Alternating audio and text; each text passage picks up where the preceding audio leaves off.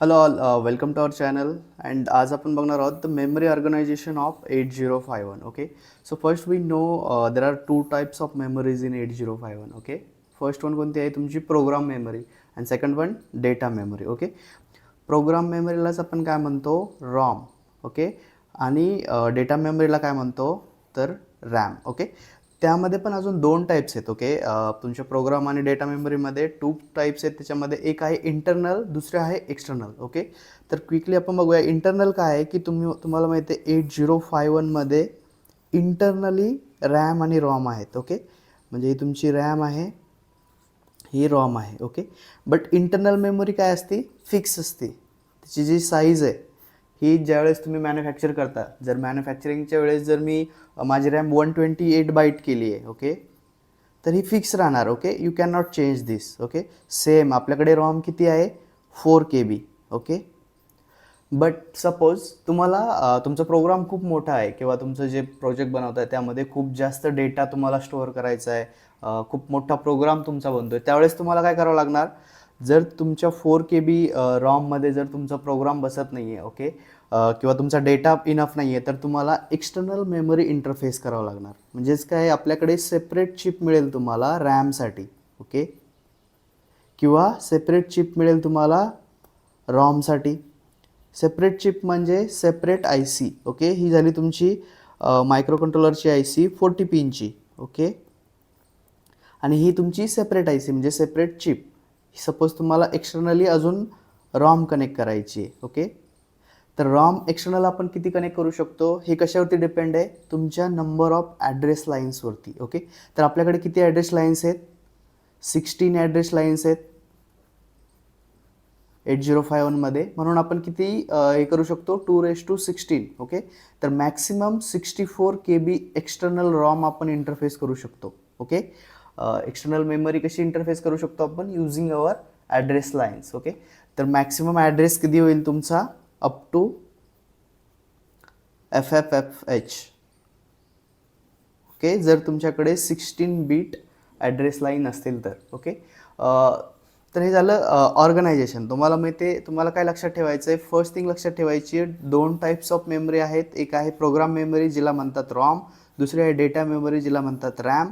त्यानंतर जर internal memory तुम्हाला सफिशियंट वाटत नसेल तर तुम्ही अजून एक्सटर्नल मेमरी इंटरफेस करू शकता.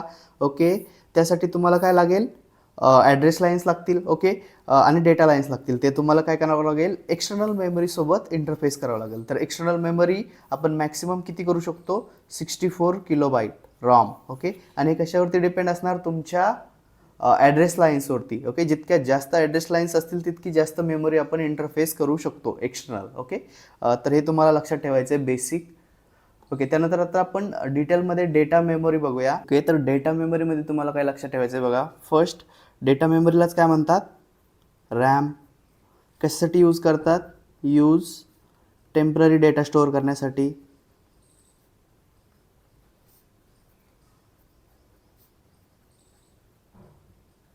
ओके, सेकंड पॉईंट तुम्हाला काय लक्षात ठेवायचं आहे, आपल्याकडे जी रॅम आहे ती किती आहे, इंटरनल रॅम 8051मध्ये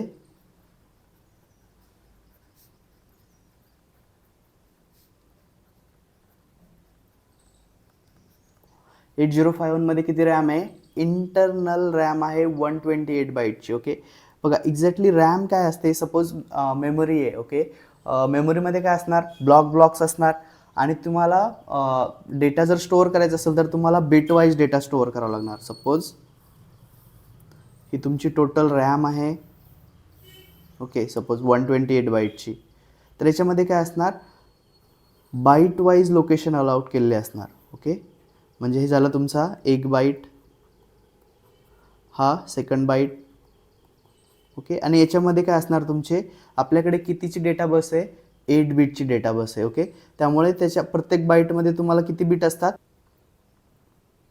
ओके, आणि यासाठी तुम्हाला काय लागणार, एक ॲड्रेस लागणार. तर आपल्याकडे ॲड्रेस पण किती आहे, रॅमसाठी आपल्याकडे 8 बीटचा ॲड्रेस आहे. ओके, आणि ॲड्रेस आपण कशामध्ये हे करतो, हेक्स नंबरमध्ये, हेक्साडेसिमल नंबरमध्ये आपण प्रत्येक रॅमचा ॲड्रेस डिफाईन करतो. ओके, तर असे किती बाईट्स आहेत आपल्याकडे, टोटल 128 बाईट्स. ओके, म्हणजेच आपला ॲड्रेस किती असणार आपला ॲड्रेस असणार, जर आपल्याला या मेमरीला ॲड्रेस डिफाईन करायचा असेल तर 120 बाईटसाठी आपल्याला जे ॲड्रेस रेंज लागणार आहे, ओके,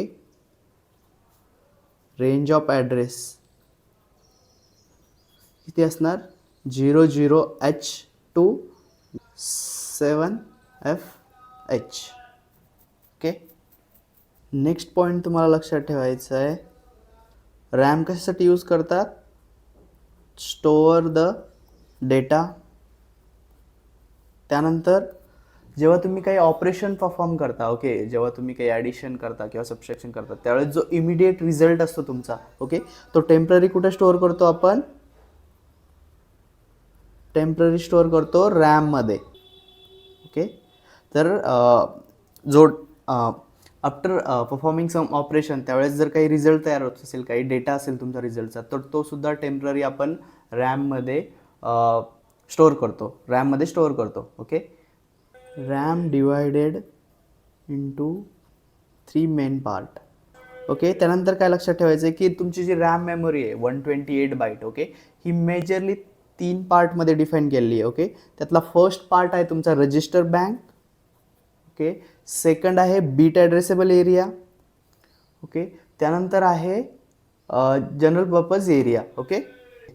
सो तुम्हाला काय लक्षात ठेवायचं आहे बघा, for data memory, okay, internal data memory आपण बघतोय, रॅम, ओके, यूज कशासाठी करतात, टेम्पररी डेटा स्टोरेज करण्यासाठी. 8051 मध्ये इंटरनल रॅम किती आहे, 128 बाईट. ओके. त्यानंतर जर तुम्हाला हिला ॲड्रेस करायचं असेल तर तुम्हाला तुमच्याकडे किती आहे, 128 बाईट आहे, म्हणून याचा ॲड्रेस कुठंपर्यंत आहे, याचा ॲड्रेस रेंज आहे फ्रॉम 00 to 7FH. ओके.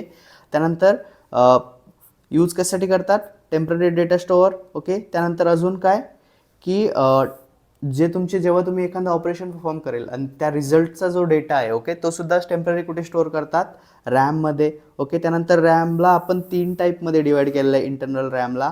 ते आहेत register bank, bit addressable area आणि जनरल पर्पज एरिया. ओके. तर आपण हे डिटेलमध्ये बघूया आता की एक्झॅक्टली तुमचे रॅमचं इंटरनल स्ट्रक्चर कसं आहे. ओके.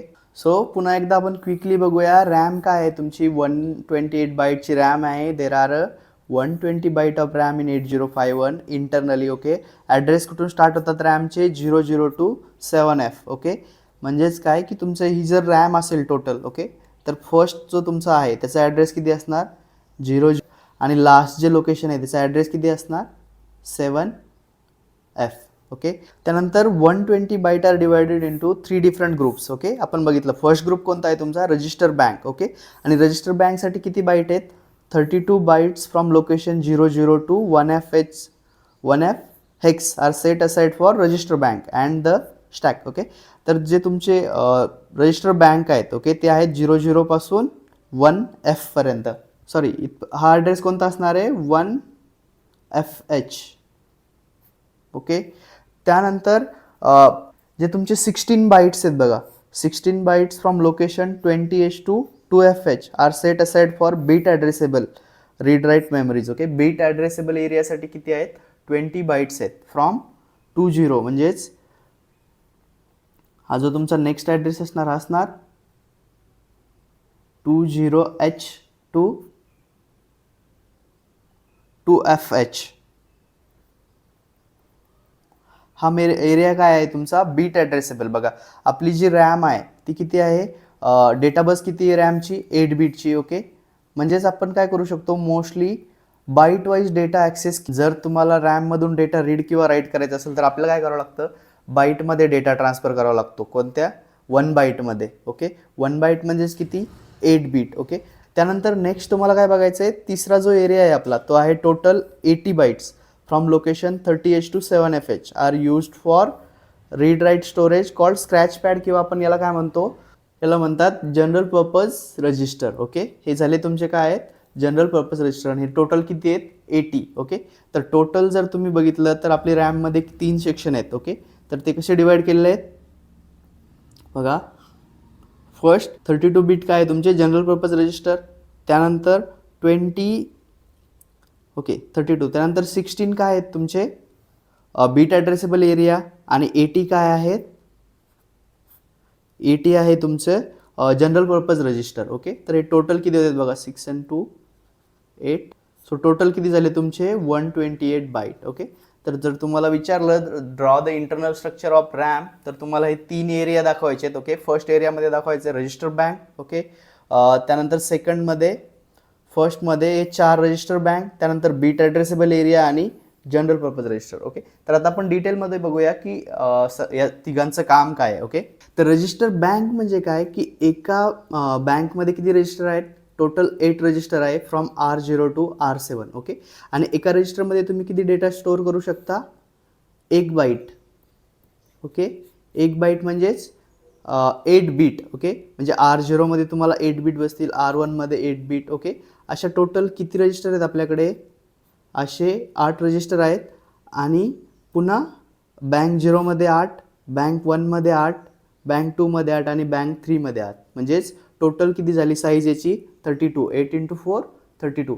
तर ह्याचे किती लोकेशन्स आहेत रजिस्टर बँकचे. त्यानंतर याचा ॲड्रेस तुम्हाला माहिती आहे 32 म्हणजेच काय, फ्रॉम 00H टू 32. ओके, म्हणजेच 1F. ओके, त्यानंतर जनरली याचा यूज काय आहे बघा, जे रजिस्टर बँक आहे कशासाठी वापरतात, ज्यावेळेस तुम्ही प्रोग्राम करता त्यावेळेस तुम्हाला काही डेटा स्टोअर करायचा असेल किंवा काही ट्रान्सफर करायचं असेल. ओके, त्यावेळेस ॲज अ पॉइंटर म्हणून किंवा टेम्पररी डेटा स्टोरेजसाठी तुम्ही काय करू शकता, हे रजिस्टर यूज करू शकता. त्यासाठी तुम्हाला काय करावं लागेल, सपोज तुम्हाला R2 ॲक्सेस करायचा आहे. ओके, बँक 0चा R2, तर त्यासाठी आपल्याकडे बीट आहेत बघा, आपण PSW रजिस्टर शिकलेलो आहे. ओके, त्यामध्ये काय आहे की आपण जर माझे RS0 based on the status of RS1 RS0 तुम्ही काय करू शकता, बँक सिलेक्ट करू शकता. ओके, जसं दोन्ही 00 असेल तर तुमची बँक 0 सिलेक्ट होते, 01 असेल तर बँक 1, 10 असेल तर बँक 2 आणि 11 असेल तर बँक 3. ओके, तर अशा प्रकारे तुम्ही काय करू शकता, रजिस्टर बँक सिलेक्ट करू शकता आणि त्यानंतर डायरेक्टली त्या रजिस्टरमध्ये डेटा ट्रान्सफर करू शकता. तर हे बघा, हे जे रजिस्टर आहेत, रजिस्टर बँक 0 जर आपल्याला सिलेक्ट करायचे असेल तर आपल्याला काय करावं लागेल, clear PSW4, clear PSW3. Clear म्हणजे 0 करायचेत आणि कोणते बीट, PSW4 आणि PSW3. हे बीट तुमचे कुठून आले, PSW रजिस्टरमधून. ओके, 8 बीटचं PSW रजिस्टर आपण बघितलेलं आहे. ओके, तर अशा प्रकारे आपण काय करू शकतो, पर्टिक्युलर रजिस्टर बँक सिलेक्ट करू शकतो. ओके, सपोज मला तुमच्या या R3 रजिस्टरमध्ये डेटा स्टोअर केलेला आहे. ओके, R3 रजिस्टरमध्ये डेटा स्टोअर केलेला आहे आणि हा R3चा डेटा मला काय करायचा आहे, तुमच्या ॲक्युमुलेटरमध्ये घ्यायचा आहे. ओके, तर तुम्ही काय कराल, फर्स्ट काय कराल, तुमची बँक 1 सिलेक्ट कराल. बँक 1 सिलेक्ट करण्यासाठी तुम्हाला कोणते इन्स्ट्रक्शन यूज करायचे आहेत, हे वाले. म्हणजेच काय की क्लिअर PSW4,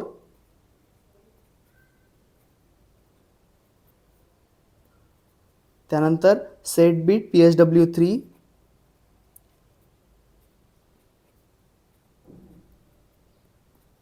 त्यानंतर काय करायचं, तुम्हाला R3चा डेटा कुठं घ्यायचा आहे, ए मध्ये. म्हणजेच तुम्हाला काय करावं लागेल, मूव A, R3. ओके, जर असं तुम्हाला विचारलं तर तुम्ही सिम्पली काय करू शकता, हे झालं तुमचे इन्स्ट्रक्शन्स. हे कशासाठी, बँक 1च्या R3 मधला डेटा तुम्हाला कुठे पाठवायचा आहे, ॲक्युमुलेटरमध्ये. ओके, त्यासाठी तुम्हाला काय करावं लागेल, फर्स्ट बँक सिलेक्ट करावं लागेल आणि देन तुमचा डेटा ॲक्युमुलेटरमध्ये घ्यावा लागेल. ओके, तर हे झालं तुमचं basic for register bank. Okay, आता आपण बघूया बीट ॲड्रेसेबल एरिया एक्झॅक्टली काय आहे. ओके, तर फर्स्ट तो किती आहे, 16 बाईट्स आहेत. बीट ॲड्रेसेबल एरियासाठी किती आहेत, 16 बाईट्स ऑफ रॅम आपण यूज करतो.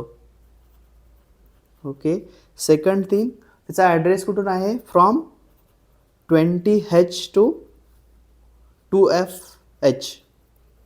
ओके, हा आहे तुमच्या bit addressable एरियाचा address, right.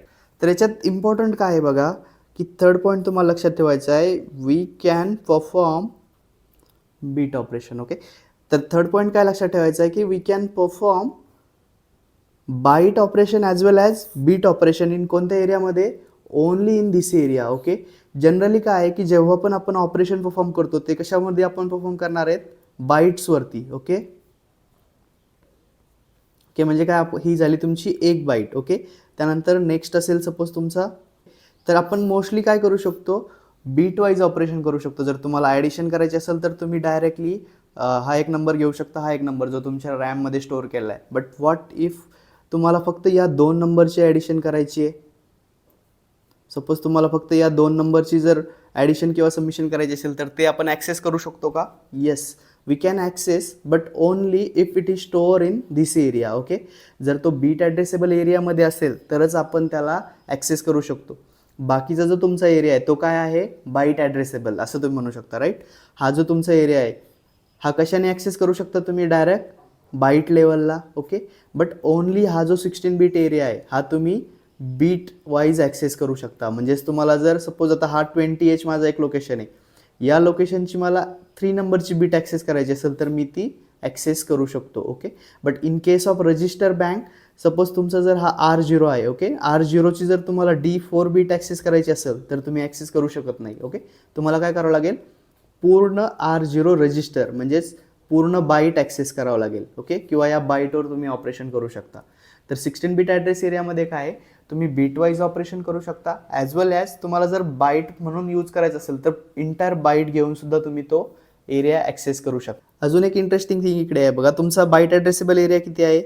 16 bite. Okay, याच्यामध्ये एका बाईटमध्ये किती बीट असतात? 8. म्हणून टोटल तुमचे लोकेशन किती झाले? बीट वाईज ॲड्रेसचे टोटल लोकेशन किती झाले? 16 × 8. म्हणजेच काय टोटल किती येते याची टोटल येते 128 बीट. टोटल बीट किती झाले तुमचे बीट ॲड्रेसेबल एरियामध्ये? 128. ओके, याच्यासाठी सुद्धा आपल्याला काय करावं लागेल? प्रत्येक बीटसाठी काय असेल? आपला एक ॲड्रेस असेल. ओके, म्हणून पुन्हा आपल्याला काय करावं लागेल? 128 बाईटसाठी कोणते ॲड्रेस असतील? 00H2 7FH. ओके, तर इकडे थोडंसं कन्फ्युजन होऊ शकतं बघा. सपोज तुम्ही जर सांगितलं मला की मी सपोज 11H ॲड्रेस घेतला. ओके, तर हा ॲड्रेस कोणता आहे? हा ॲड्रेस हा 11H माझ्या रजिस्टर बँकमधला हा 11H आहे की जो बीट ॲड्रेसेबल एरिया आहे त्यामध्ये सुद्धा काय असणार आहे? 11H असणार इकडे कुठेतरी. ओके, तर यामध्ये काय होऊ शकतं? कन्फ्युजन होऊ शकतं. बट ज्यावेळेस तुम्ही इन्स्ट्रक्शन बनवता किंवा जे इन्स्ट्रक्शन्स असतात तुमचे बीट वाईज ऑपरेशनचे आणि बाईट वाईजचे, ओके, ते डिफरंट केलेले असतात. त्यामुळे सपोज मी जर असं लिहिलं, सपोज माझ्याकडे 2 इन्स्ट्रक्शन, एक आहे माझं मूव 20H, #00H. ओके, आणि सेकंड इन्स्ट्रक्शन आहे. तर इन्स्ट्रक्शनवरून कंट्रोलरला समजतं की त्याला कोणता ॲड्रेस ॲक्सेस करायचा आहे. ओके, सपोज मी जर असं माझं इन्स्ट्रक्शन असेल मूव 20H, #00H. तर यावेळेस हा काय करेल? तुमच्या रॅमच्या 20H लोकेशनला हा डेटा ट्रान्सफर करेल, राईट. बट जे सेकंड इन्स्ट्रक्शन आहे सेट बी #20H, यावेळेस तो काय करेल? जो 20Hचा तुमचा जो बीट ॲड्रेसेबल एरिया आहे, ओके, त्या ठिकाणची बीट काय करेल? तो सेट करेल. ओके, त्यामुळे तुम्हाला काय लक्षात ठेवायचं आहे की बीट ॲड्रेसेबल एरिया जर तुम्हाला ॲक्सेस करायचा असेल तर त्यासाठी तुम्हाला कोणते इन्स्ट्रक्शन यूज करावं लागेल? Bit accessible instructions. ओके, आपण फीचर्समध्ये पण सांगितलं की आपल्या 8051मध्ये काय आहे? बीट लेवल आपण ऑपरेशन परफॉर्म करू शकतो 8051मध्ये. ओके, त्यानंतर बघूया जनरल पर्पज रजिस्टर काय आहेत. तर जनरल पर्पज रजिस्टर काय आहे? तुमचे from 30H to 7FH. Okay, आणि हे तुम्ही जनरल ऑपरेशनसाठी यूज करू शकता. जनरल ऑपरेशनसाठी तुम्ही हे यूज करू शकता. हे आहे तुमचं जनरल पर्पज रजिस्टर. ओके, तर आपण काय बघितलं? 3 एरिया आहेत आपल्याकडे. फर्स्ट आहे तुमचे रजिस्टर बँक, याच्यासाठी टोटल 32 बाईट्स आहेत. त्यानंतर 16 बीट तुमचा बीट ॲड्रेसेबल एरिया आहे. ओके, अगेन जर टोटल बीट्स तुम्ही काउंट केले 16 बीट ॲड्रेसेबल एरियामधले तर 16 × 8 120 बीट आहेत आपल्याकडे जे आपण इंडिव्हिज्युअली ॲक्सेस करू शकतो. आणि थर्ड जो तुमचा सेक्शन आहे तो काय असणार आहे? तुमचा 8 बीट जनरल पर्पज रॅम. तर जस्ट आपण काय बघितलं की मायक्रो प्रोसेसरमध्ये आपण काय करू शकतो? बीट ॲड्रेसेबल एरिया आहे आपल्याकडे रॅममध्ये, आपण काय करू शकतो? इंडिव्हिज्युअल बीट ॲक्सेस करू शकतो, बीटवरती ऑपरेशन करू शकतो, राईट. तर पुन्हा एकदा आपण थोडंसं याला डिटेलमध्ये बघूया की बुलियन प्रोसेसर म्हणजे काय. ओके, तर बुलियन प्रोसेसर म्हणजे काय? ओके, कन्फ्यूज होऊ नका. बीट ॲड्रेसेबल काय आहे, बाईट ॲड्रेसेबल काय आहे. ओके, फर्स्ट आपण लक्षात घेऊया की बाईट ॲड्रेसेबल म्हणजे काय? की तुम्ही पूर्ण बाईट ॲक्सेस करू शकता. ओके, आणि याच बाईटवर फक्त तुम्ही काय करू शकता? ऑपरेशन परफॉर्म करू शकता. म्हणजेच काय होणार? तुम्ही ज्यावेळेस काही ॲडिशन कराल किंवा काही ऑपरेशन कराल त्यावेळेस ते ऑपरेशन कसं होईल तुमचं? सपोज आपण जर ॲडिशन केली तर 6A + 88H. ओके, ही झालं तुमचं ॲडिशन्स. ओके, तुम्ही काय करू शकता, इंटायर बाईट ॲक्सेस करूनच त्याच्यावरती ऑपरेशन करू शकता. ओके, आता बीट ॲड्रेसेबल म्हणजे काय, की पर्टिक्युलर मला या रजिस्टरमधली ही बीट घ्यायची आहे. ओके, सपोज हा माझा D0 1 2 3 4. ओके, म्हणजेच हे काय झाले माझी D4 बीट या रजिस्टरमधली. ओके, देन अगेन मला या रजिस्टरमधली पण D4 बीट घ्यायची आहे, 1 2 3 4. ओके, आणि मी काय करणार, या D4चा ॲड्रेस बघणार. ओके, आणि या ॲड्रेस घेऊन काय करणार, त्याच्यावरती ॲडिशन करणार. सपोज याचा ॲड्रेस सपोज मी काय करू शकतो, D4 प्लस, किंवा मी याची काय करू शकतो, अँडिंग करू शकतो किंवा ऑरिंग करू शकतो. ORA P0,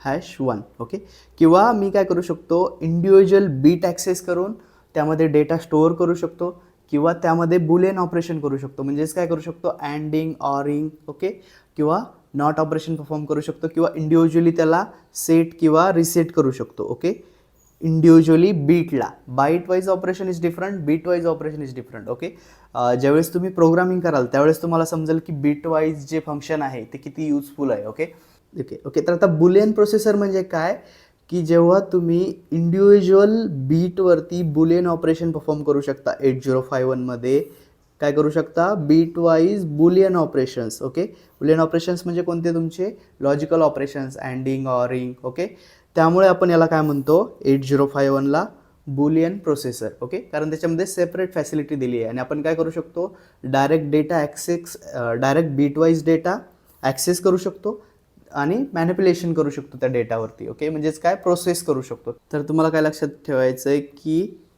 8051 मध्ये काय आहे, कंप्लीट बुलियन प्रोसेसर आहे.